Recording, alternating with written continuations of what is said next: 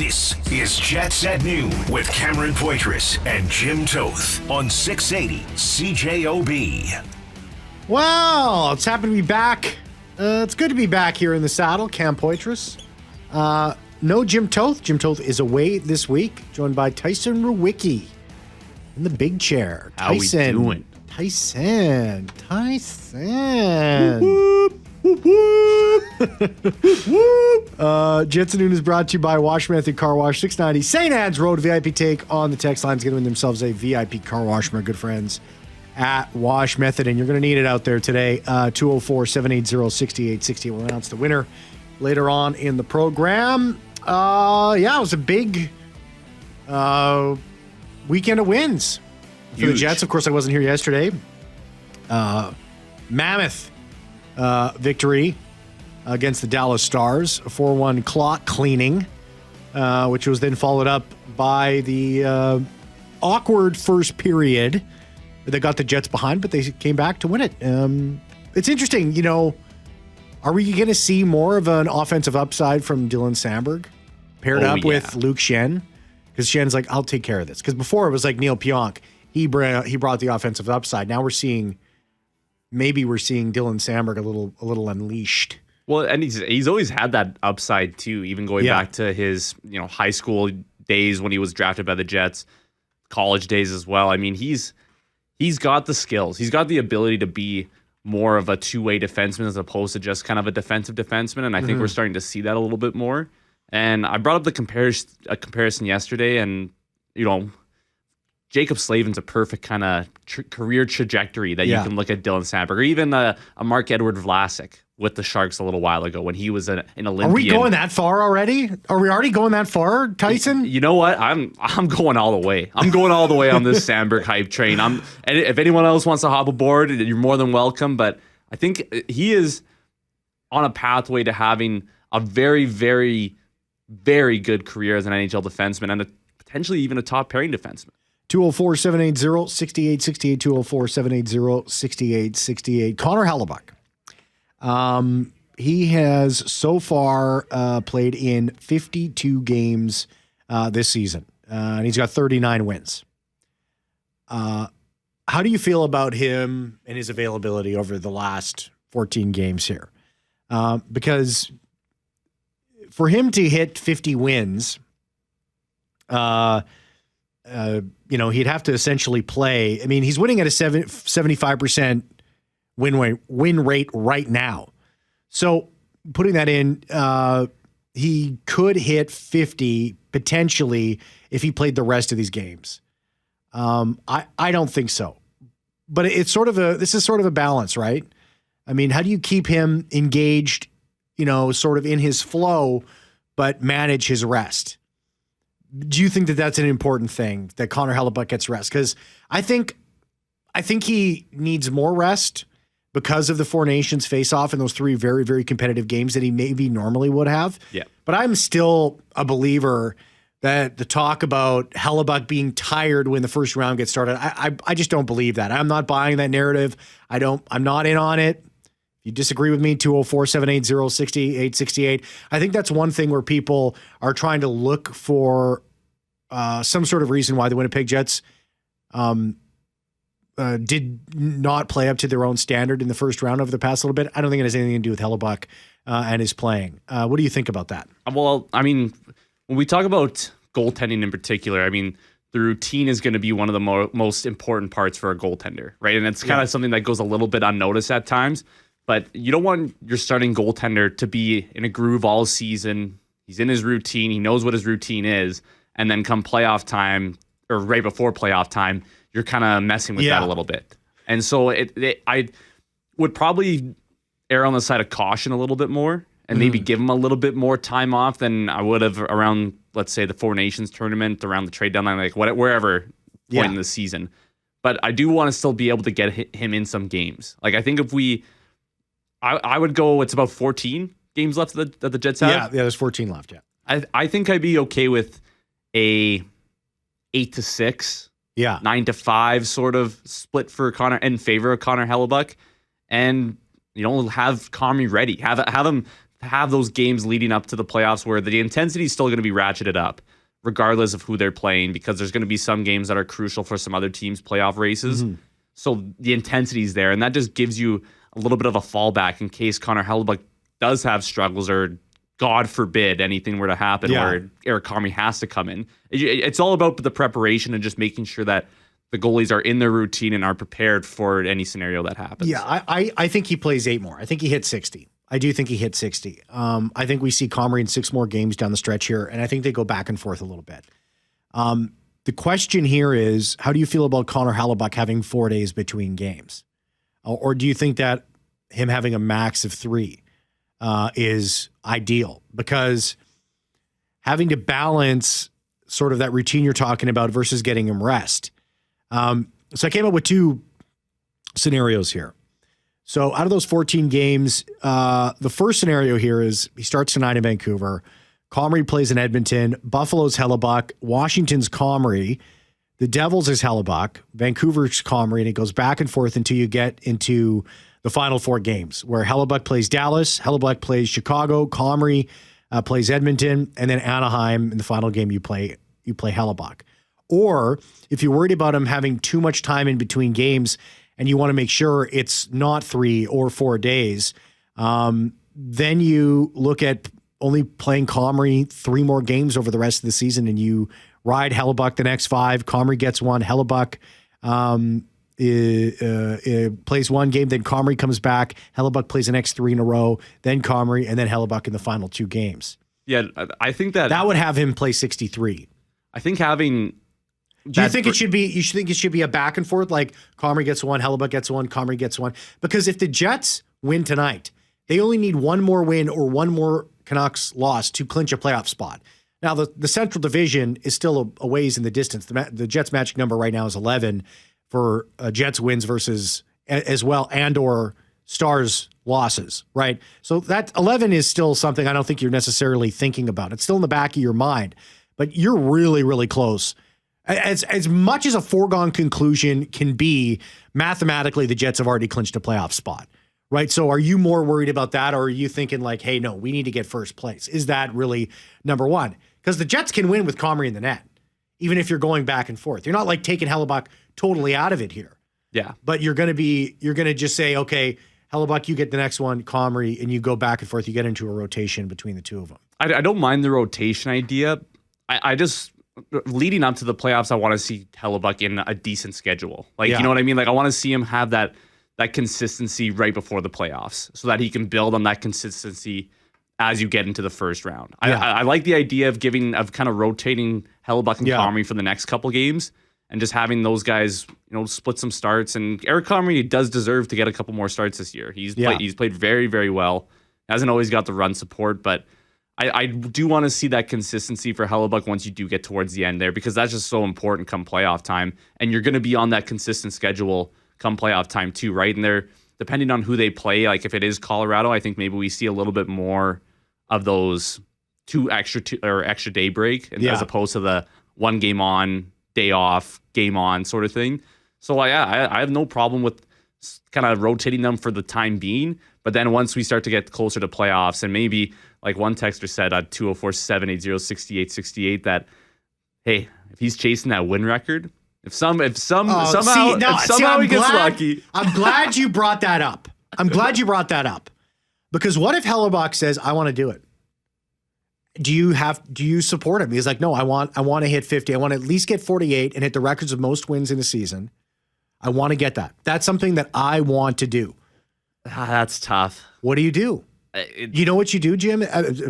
Tyson, sorry. I know we look quite a bit. Not really. That's my mistake. You know what you do? You sit him down like the Philadelphia Eagles and you say, Saquon, I know you want that all-time rushing yards record, but listen, this is about the team. This is about you getting your rest, and this is about us winning a Super Bowl. I think you have that same conversation with Hellebuyck if it comes up to it. And it's like, Hellebuyck's, no, I want 48. I want to get the record. I want to at least tie it. I want to break it. I want to get to 50. Yeah. I think that's how you have to handle it. Well, and as Saquon, how he feels now.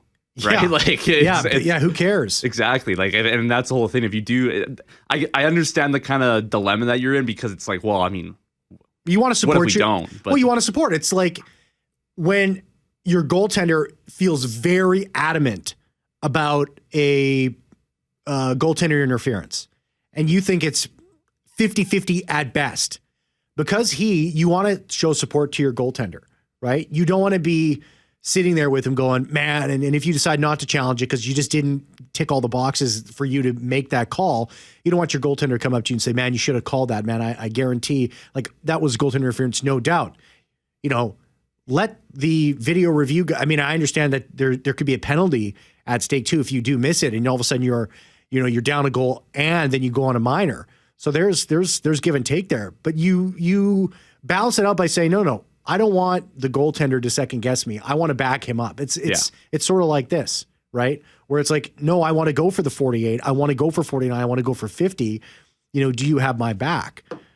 But I think you can, if and I don't even think this would be a conversation. Like Hellebuyck said a million times, like, the only thing I want now is a cup. I want a cup. It's an easy thing to sell for him, and you know, we'll deal with that other stuff down the road. Yeah, I think it's going to depend on how those games go too, right? Like, let's say if Hellebuyck plays whatever, his next 2 starts he loses, then it's like, well, we're not getting that record now. There's just no way. So then at least that's kind of out the window. But yeah, no, the records are great, but hey, cup banners fly forever, right? Like that's right. That's the mentality that I think this team has to have, and I think they do have. And I think that's just I think those conversations are going to have to be had at some point. But the way that Scott Arniel has managed this team and how he's gotten this group to kind of congeal together even a little bit more than Rick Bowness did, I think the players have the utmost respect and confidence in his decisions. And I think at the end of the day, they will respect those decisions that the team decides to make. Let's take a break. Let's come back. 204-780-6868. Shoot us a text. The hockey guy, Rob Williams, a Canucks reporter, editor, writer. You can find his stuff on the Daily Hive Vancouver as well as Offside Canada. He's going to be joining us after 12:30 to talk about tonight's matchup, the late night matchup. Puck doesn't drop till 9 pregame. Well, after 9, but the pregame gets going at 7 o'clock here on 680 CJOB. Jets, Canucks. We'll also touch on some other things. I got a call to the Jets at Noon hockey hotline this morning about, he's got a nickname for Hellebuyck and Comrie. Wasn't about the podcast though, was it? No. Thank God. We've taken that on. I got a lot of, just as soon as we get the mics off, I'm going to go through my list of gripes I have with you, Tyson, on the podcast. Gripes. I got lots of gripes. I don't want to undress you here on the air, but believe me, it's an extensive list. Oh, I can see that. So look forward to that. And as well, we were talking about as well the record, right, for wins as a goaltender. How many games did Martin Brodeur play the year that he got to 48? It's ridiculous. I'll tell you what it is when we come back. It's at noon with Cameron Poitras and Jim Toth on 680 CJOB. Welcome back. Jim Toth off this week. How many games did Martin Brodeur play this season that he won most wins with 48? Way too many. What is it, 76? 78 games. Jeez. There's only 4 games that year he didn't play. That is ridiculous. That's a fraud record right there. Well, he only won 61% of his games that year. Connor Hellebuyck this year has won 75%. So if Hellebuyck played 78 games, let's just do some quick math. He'd win 58 and a half. So 49, 59. This is a bit of a hot take.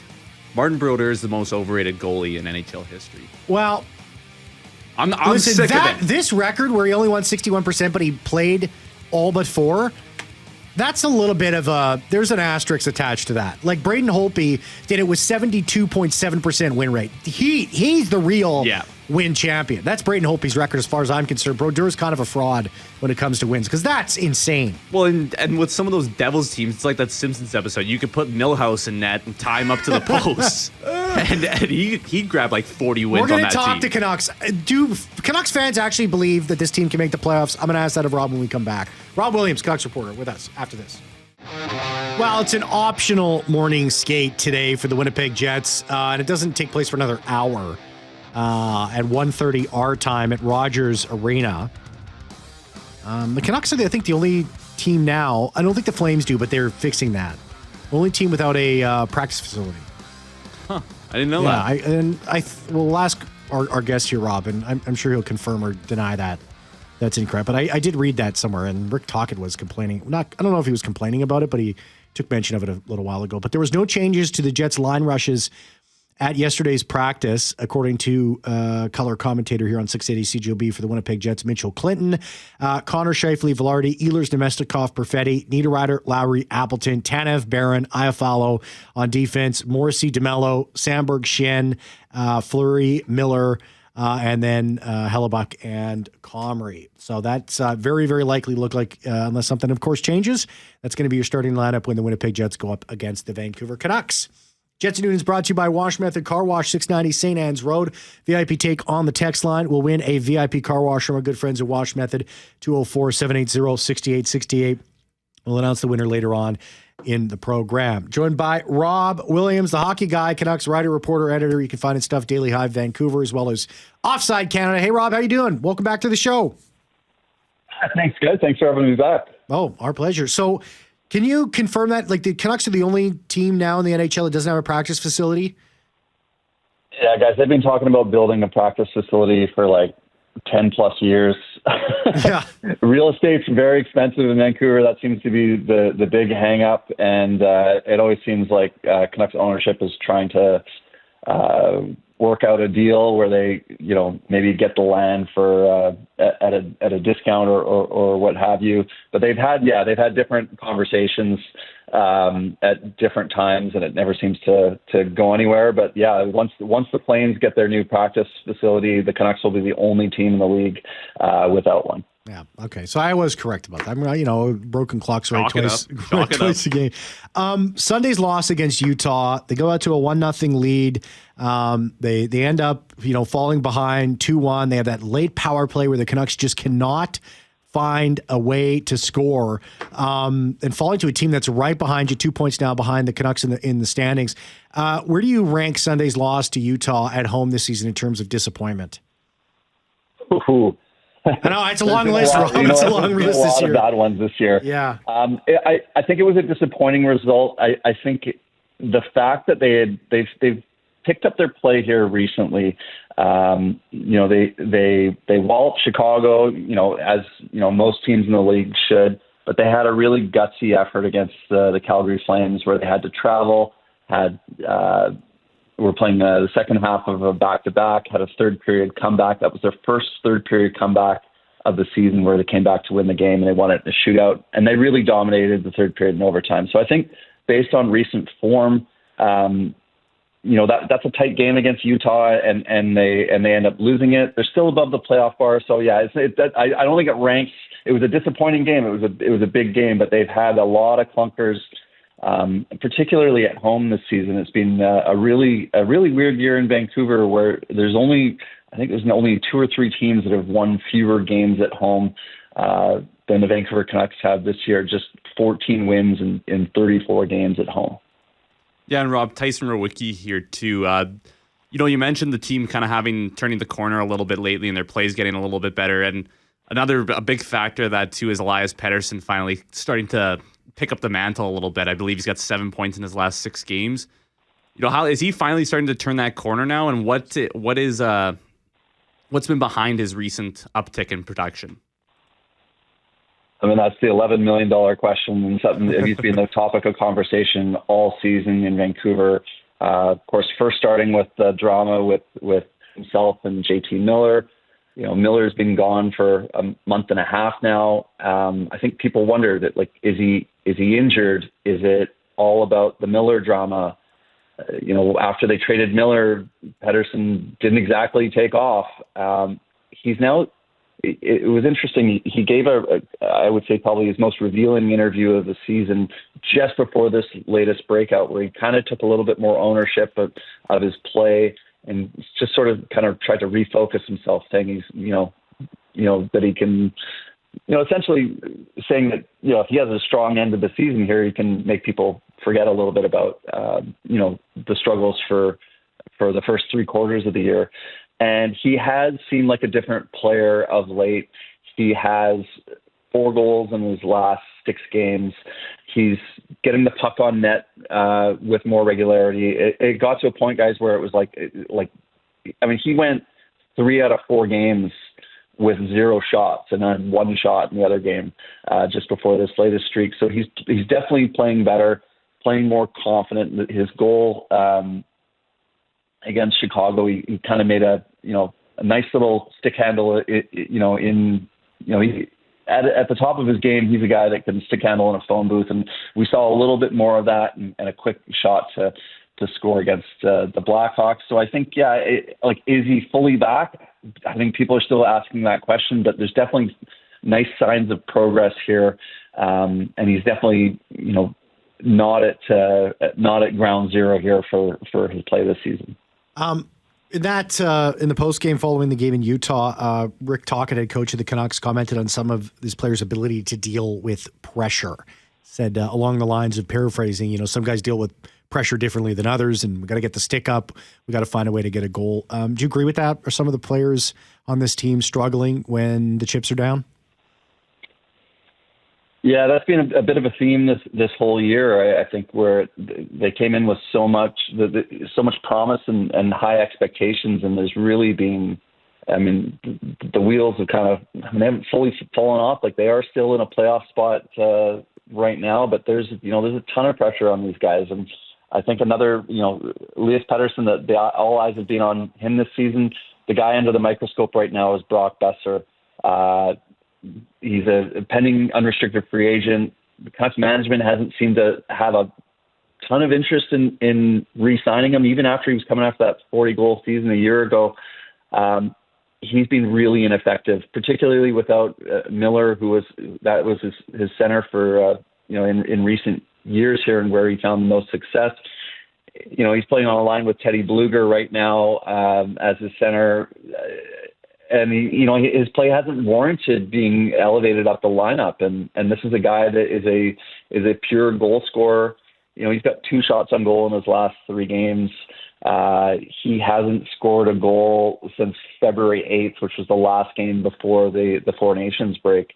So yeah, I think that's a guy where people are really looking and saying, geez, they really need a guy like Brock Besser to score, because if you look at the recent form since January 1st, the Canucks are dead last in the league in goals for, and on the season they're second last in the league in shots for. So a guy like Brock Besser, he's got a great shot. He's a good two-way player, but he generally needs someone to feed him the puck. So I think that's kind of what he's missing a little bit right now. To get his game back on track. But there's certainly been a ton of distractions for him, especially heading into the trade deadline. And the Jets just had one of their deadline acquisitions just recently get back into the lineup in Luke Schenn. Could you kind of explain the impact that Luke Schenn had on Quinn Hughes' trajectory into one of the best defensemen in the NHL? Yeah, Luke Schenn was a really good soldier for the Canucks in some lean years here.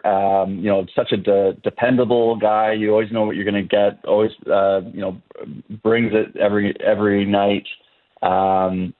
He was a guy that was I think a leader in the locker room when the Vancouver really needed someone like that. And yeah, he was a guy that became kind of a dependable partner for Quinn Hughes. I think everyone kind of knew like Hughes, he's one of the elite defensemen in the league.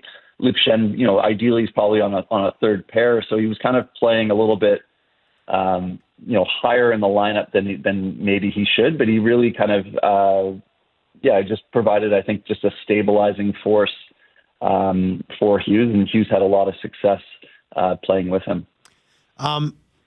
In terms of, you mentioned things missing from this team, Thatcher Demko, netminder, he's only played 17 games this year so far.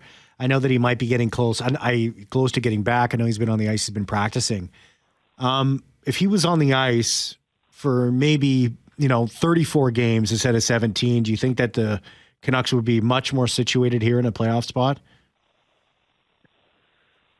Oh, definitely. I mean, so Artur Shilovs, who he actually started the first game of the season on opening night for the Canucks as he had that. He was such a great story during the playoffs and really looked like he was, on his way to solidifying himself as at least a backup goalie in the NHL. He's been borderline unplayable for the Canucks this season. It's been a real tough go for him. So just not having that second guy, I think, is really tough. Kevin Lankinen has been excellent for them. They re-signed him to a long-term deal. He might be the guy long-term here in Vancouver. It remains to be seen, because of the health of Thatcher Demko. But I think it's twofold. One is they haven't had, Demko's just played the 17 games. He hasn't played since, he was injured in the last game before the Four Nations break. So you've only got 17 games of Demko, but you also, his save percentage this season is .891. Those are not Demko numbers that we're used to seeing. I think if you could see, if we could have had the Demko playing more games and also playing closer to the level that we've seen from him, like at the top of his game. I think he's a top 5 goalie in the NHL. And he's just battling through so many different injuries. He just is unable to stay healthy. He had the knee injury that kept him out for the first couple months of the season. And it seems like he's not necessarily re-aggravating the same exact injury, but I think it's all kind of, it's all those muscles are connected in the human body. And I think that's really been a factor this season, and not having him when he's such a big part of the team is definitely contributed to their downfall this season. And, after the season that they had last year where they were one of the top teams in the NHL, they seemed like the team that was kind of on the up and up and becoming one of those new elite teams. And then you have a year like they're currently having. There's still a lot of games left before you kind of figure out what the playoffs are going to look like. But if the Canucks are to miss the playoffs this year, what's the potential fallout in Vancouver? Yeah, good question. I think Brock Besser is as good as gone. I'd be shocked if he got re-signed, whether they make the playoffs or not. I think they seem to not be close on a deal at all. There's also the Elias Pettersson question still. He's got a no movement clause that kicks in on July 1st. Is that the guy that you want to hitch your wagon to long term? I think the answer is probably yes, but I think that his play and his struggles down the stretch last season and most of this year has given management reason to think about that decision a little bit. So is it the play? I don't know that it's necessarily like the playoffs or bust. Like if they make the playoffs, everything's all good. I think that there might be some fallout here, regardless of how things go down the stretch.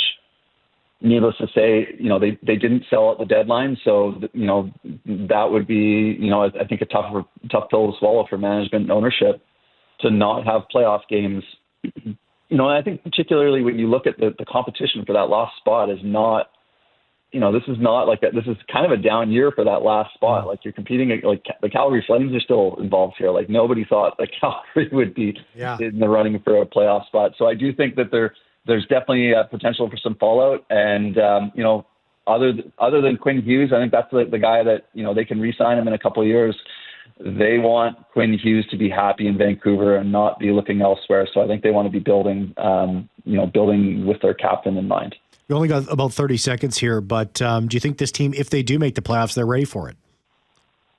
Right now, as they are, I think they're in top, and it looks like if they make the playoffs, they play Winnipeg, and the Canucks never seem to be able to beat the Jets guys. So I think that would be a tough matchup for Vancouver. Rob, the hockey guy, Rob Williams, you can Canucks writer, editor, one of the best. Follow him, Rob, the hockey guy on X. Rob, thanks so much. You take care. Thank you. All right, 204-780-6868. Send us a text. Download the Jets Noon podcast free now on Apple, Spotify, Amazon Music, wherever you find your favorite podcast with exclusive Jets talk and content only found there. Take Jets at Noon wherever you go and continue the conversation whenever you want. We're talking about Connor Hellebuyck. We're talking about wins. Do you want to support Connor Hellebuyck? Get him to 48 so he can tie the all-time wins record. You want to get him to 49.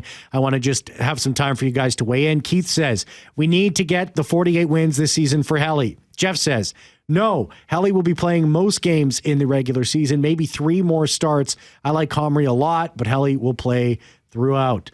Another texter, how about we make sure we finish first? Play Helly as much as possible.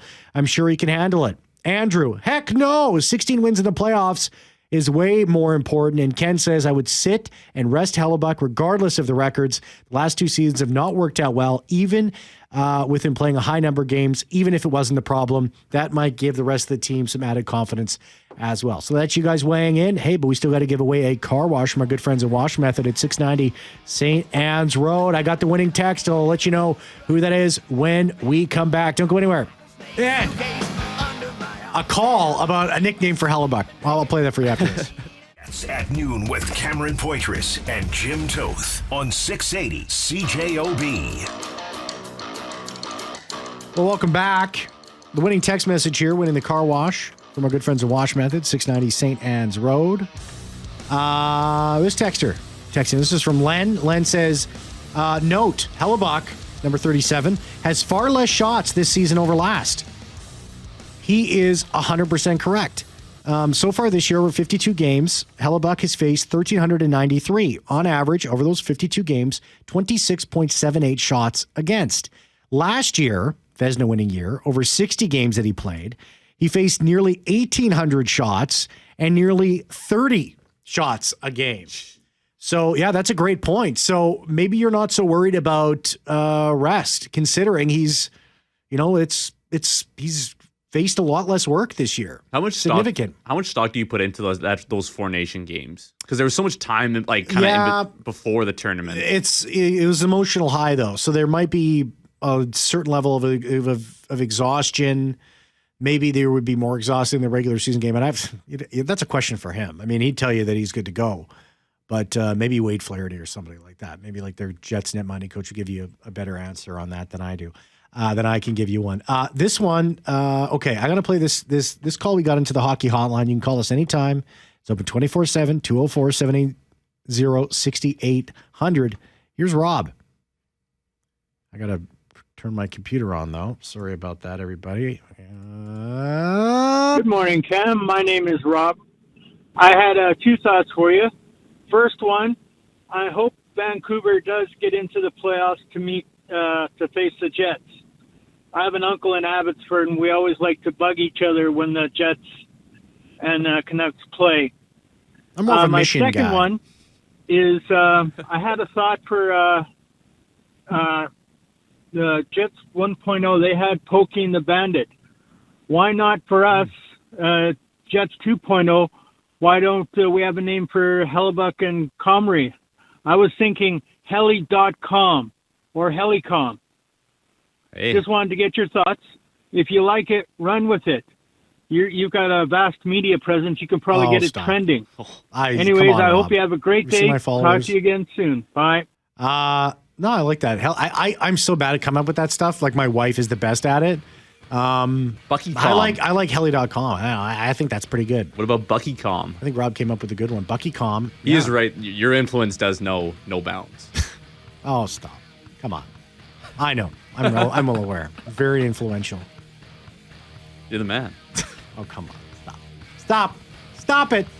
Anyways, Tyson, hey, you're sticking around for another hour. Enjoy the next hour of Tyson Rewicki here on 680 CGOB. Jeffrey Forte, see ya. Save like never before.